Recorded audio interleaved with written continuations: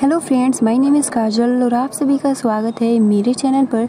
और आज की इस वीडियो में हम डिस्कस करने वाले हैं यूपीडीएलएड सेकंड सेमेस्टर सब्जेक्ट साइंस। आज के इस वीडियो में हम डिस्कस करेंगे, आज का जो हमारा टॉपिक रहेगा वो रहेगा भारतीय अंतरिक्ष कार्यक्रम, जो एग्ज़ाम के पॉइंट ऑफ व्यू से बहुत ही इम्पोर्टेंट है। ठीक है, आज हम इसके बारे में पूरा डिस्कस करेंगे, इसकी हिस्ट्री क्या थी। ठीक है, पूरा मतलब सब कुछ बहुत ही अच्छे से विस्तार पूर्वक डिस्कस करने वाले हैं। तो चलिए फ्रेंड शुरू करते हैं। तो सबसे पहले तो भारतीय अंतरिक्ष कार्यक्रम डॉक्टर विक्रम साराभाई की संकल्पना है, जिन्हें भारतीय अंतरिक्ष कार्यक्रम का जनक कहा गया है। ठीक है, जो भारतीय अंतरिक्ष के जनक है वो कौन है, तो विक्रम साराभाई है। वे वैज्ञानिक कल्पना एवं राष्ट्र नायक के रूप में जाने गए हैं। वर्तमान प्रारूप में इस कार्यक्रम की कमान भारतीय अंतरिक्ष अनुसंधान संगठन इसरो के हाथों में है, जैसे कि आप सभी को पता है। तो चलिए अब इतिहास के बारे में थोड़ा डिस्कस कर लेते हैं। तो भारतीय अंतरिक्ष अनुसंधान का इतिहास, भारत का अंतरिक्षीय जो बहुत ही अनुभव है बहुत ही पुराना है।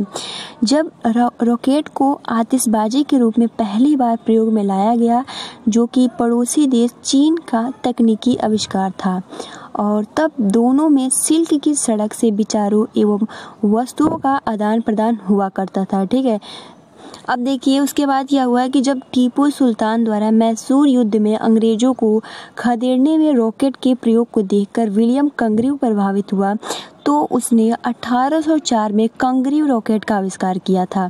ठीक है, फिर जो कि आज के आधुनिक तोप खानों की देन माना जाता है। देख सकते हो कितनी अच्छी अच्छी इसमें बातें, नई नई जानकारी मिल रही है। फिर आप देख सकते हो कि 1947 में अंग्रेजों की बेड़ियों से मुक्त होने के बाद भारतीय वैज्ञानिक और राजनीतिक भारत की रॉकेट तकनीक की सुरक्षा के क्षेत्र में उपयोग एवं अनुसंधान एवं विकास की क्षमता की वजह से विख्यात हुई। भारत की जनसांख्यिकी दृष्टि से विशाल होने की वजह से दूर संचार के क्षेत्र में कृत्रिम उपग्रहों की प्राथमिक सभ्यता, ठीक है, को देखते हुए भारत में अंतरिक्ष अनुसंधान संगठन की स्थापना की गई। अब देखिए सबसे इम्पोर्टेंट है 1960 से 1970 इसका इतिहास। ठीक है, तो 1957 में स्पुतनिक के प्रक्षेपण के बाद उन्होंने कृत्रिम उपग्रहों की उपयोगिता को भांपा।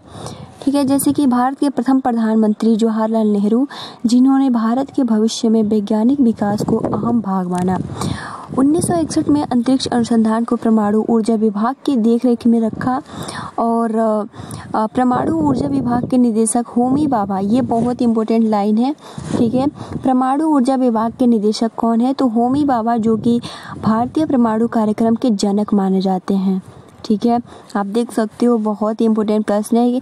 यहाँ से प्रश्न ये आ सकता है कि भारतीय परमाणु कार्यक्रम के जनक कौन है, तो होमी भाभा है।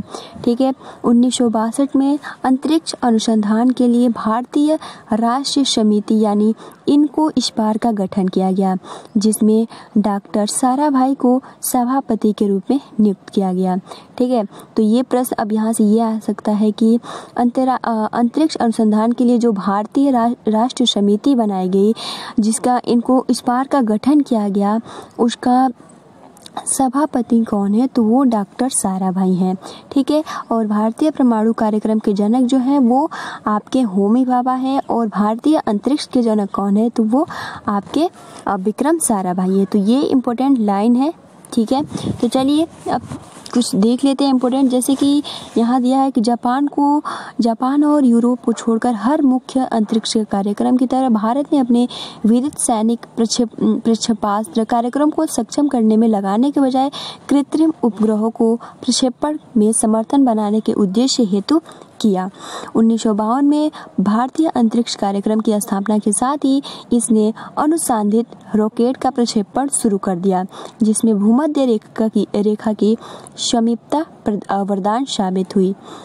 अब देखिए आगे जो है कि यह सभी नौ स्थापित, जैसे कि थुम्बा भूमध्य रॉकेट अनुसंधान केंद्र से प्रक्षेपित किए गए, जो कि दक्षिण केरल में तिरुवनंतपुरम के समीप स्थित है।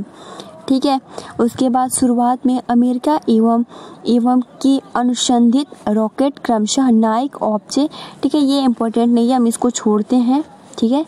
और यहाँ देखिए ये वाला लाइन कि ये इंग्लैंड और रूस की तर्ज पर बनाए गए हैं, फिर भी पहले दिन से ही अंतरिक्ष कार्यक्रम की विकासशील देश तकनीक की उच्च महत्वाकांक्षा थी और इसके चलते भारत ने ठोस ईंधन का प्रयोग करके अपने अनुसंधानित रॉकेट का निर्माण शुरू कर दिया, जिसे रोहिणी की संज्ञा दी गई। देखिए ये सबसे इम्पोर्टेंट लाइन है कि रोहिणी की संज्ञा किसे दी, तो रॉकेट का निर्माण शुरू कर दिया जिसे रोहिणी की संज्ञा दी गई।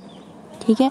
अब देखिए भारतीय अंतरिक्ष कार्यक्रम ने देशी तकनीक की आवश्यकता एवं कच्चे माल एवं तकनीक आपूर्ति में भावी अस्थिरता की संभावना को भांपते हुए प्रत्येक माल आपूर्ति मार्ग प्रक्रिया एवं तकनीक को अपने अधिकार में लाने का प्रयत्न किया। जैसे जैसे भारतीय रोहिणी कार्यक्रम ने और अधिक संकुलन एवं बृहदाकार रॉकेट का प्रक्षेपण जारी रखा, अंतरिक्ष कार्यक्रम बढ़ता चला गया और इससे परमाणु ऊर्जा विभाग से विभाजित कर अपना अलग ही सरकारी विभाग दे दिया और परमाणु ऊर्जा विभाग के अंतर्गत इनको इस बार, ठीक है, कार्यक्रम से 1969 में भारतीय अंतरिक्ष अनुसंधान संगठन का गठन किया गया, जो कि प्रारंभ में ये जो है बहुत इम्पोर्टेंट है ये वाला, जो कि प्रारंभ में अंतरिक्ष मिशन के अंतर्गत कार्यरत था और परिणाम स्वरूप जून 1972 में अंतरिक्ष विभाग की स्थापना की गई।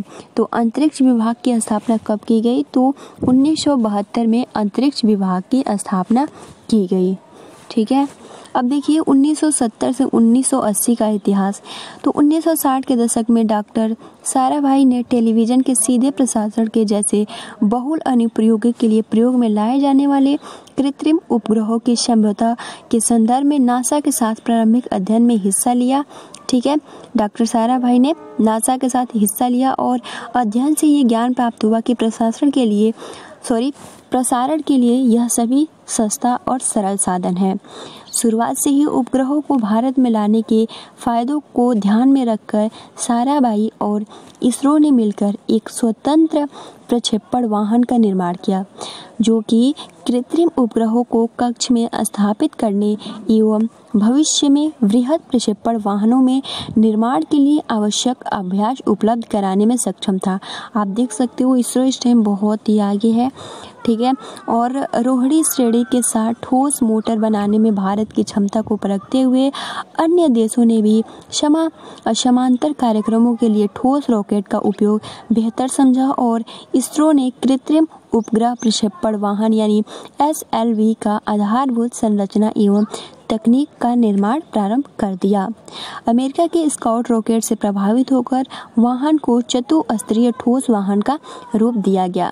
इस दौरान भारत ने भविष्य में संचार की आवश्यकता एवं दूर संचार का पूर्वानुमान लगते हुए उपग्रह के लिए तकनीक का विकास प्रारंभ कर दिया और भारत की अंतरिक्ष में प्रथम यात्रा, बहुत इम्पोर्टेंट ये लाइन है। ठीक है। भारत के अंतरिक्ष में प्रथम यात्रा 1975 में रूस के सहयोग से इसके कृत्रिम उपग्रह आर्यभट्ट के प्रक्षेपण से शुरू हुई।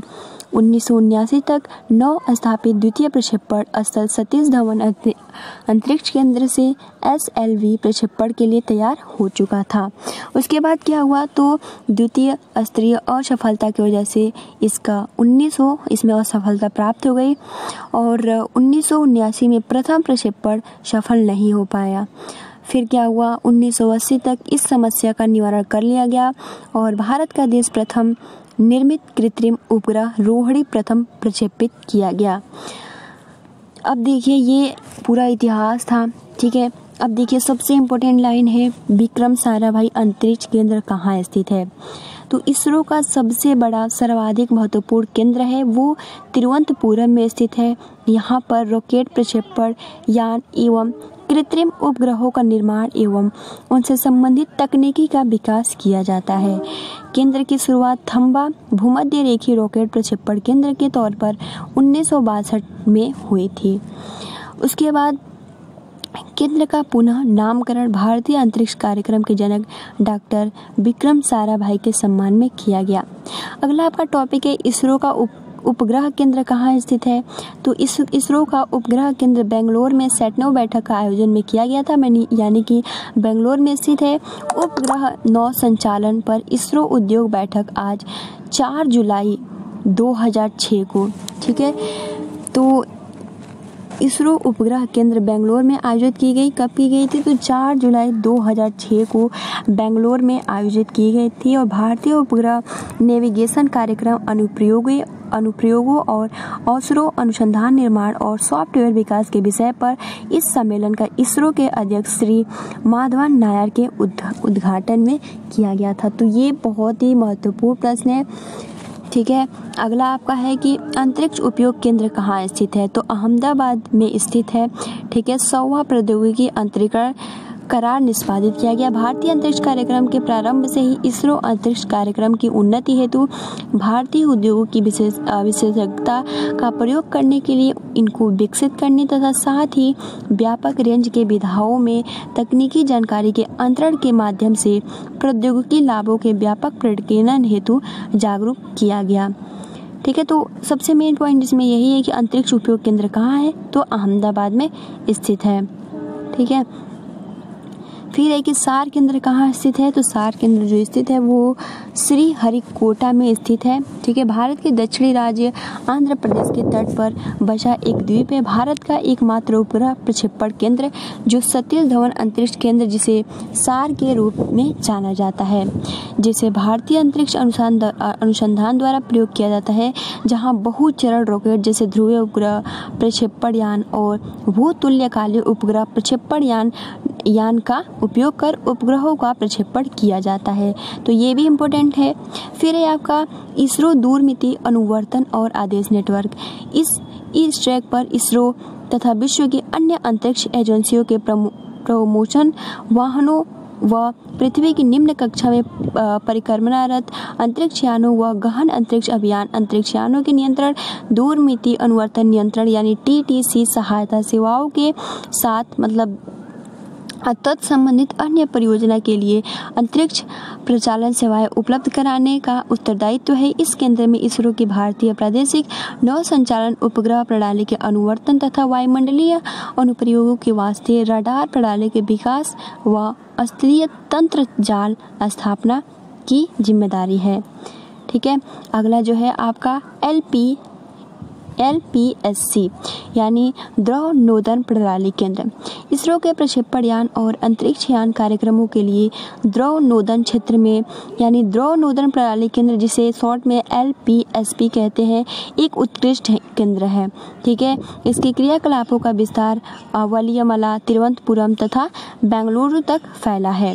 फिर है आपका विकास और शैक्षिक संचार यूनिट यानी अम्बावाड़ी विस्तार PO इसरो की आम आदमी के हित में अंतरिक्ष प्रौद्योगिकी के उपयोग को बढ़ावा देने के ध्येय की प्राप्ति एक स्वतंत्र इकाई के रूप में DECU एक सुनिश्चित भूमिका है। ठीक है, मतलब जो आम आदमी है उनकी हेल्प के लिए ये विकास और शैक्षिक संचार यानी जैसे दूर संचार, जैसे आपका TV हो गया, सब इसी में आता है। ठीक है, तो आज के इस वीडियो के लिए इतना ही। अब देख सकते हो मुख्य नियंत्रण सुविधा, ठीक है, कर्नाटक में हासन और मध्य प्रदेश भोपाल में स्थित ये नियंत्रण सुविधा स्थित है। तो मेन इसमें पॉइंट क्या रखना है कि ये जो मुख्य नियंत्रण सुविधा है, ठीक है, जिसे आप शॉर्ट में MUNISU भी कह सकते हो, कर्नाटक में हासन और मध्य प्रदेश में भोपाल में स्थित मुख्य नियंत्रण सुविधा, ठीक है, जिसे MCF द्वारा इसरो के सभी भू स्थिर उपग्रहों का नियंत्रण व मॉनिटरिंग किया जाता है। ठीक, तो ये भी इम्पोर्टेंट है। कर्नाटक में जितने भी उपग्रह होते हैं उसके नियंत्रण प्लस मॉनिटर करना, ये कहाँ से किया जाता है? तो कर्नाटक में स्थित है मुख्य नियंत्रण सुविधा। ठीक है, अब अगला आपका पॉइंट है इसरो जड़त्व प्रणाली इकाई। ठीक है, तो यह केरल राज्य के तिरुवनंतपुरम में स्थित है तथा रॉकेट प्रक्षेपण में जड़त्व संबंधी समस्याओं पर कार्य किया जाता है। तो आज के इस वीडियो में हमने देखा कि जितने भी भारतीय अंतरिक्ष है इसका इतिहास देखा, प्लस जो इसमें इम्पोर्टेंट था, और इसमें आपको बहुत ही अच्छे से समझना होगा क्योंकि ये जो लैंग्वेज होते हैं ये साइंस लैंग्वेज होते हैं और आपको मतलब इसी लैंग्वेज में लिखना है अपने एग्ज़ाम में भी। ठीक है, तो फिलहाल आज के इस वीडियो में इतना ही। आप अपना अच्छे से प्रिपरेशन करते रहिए। Guys, thanks for watching, take care and best of luck.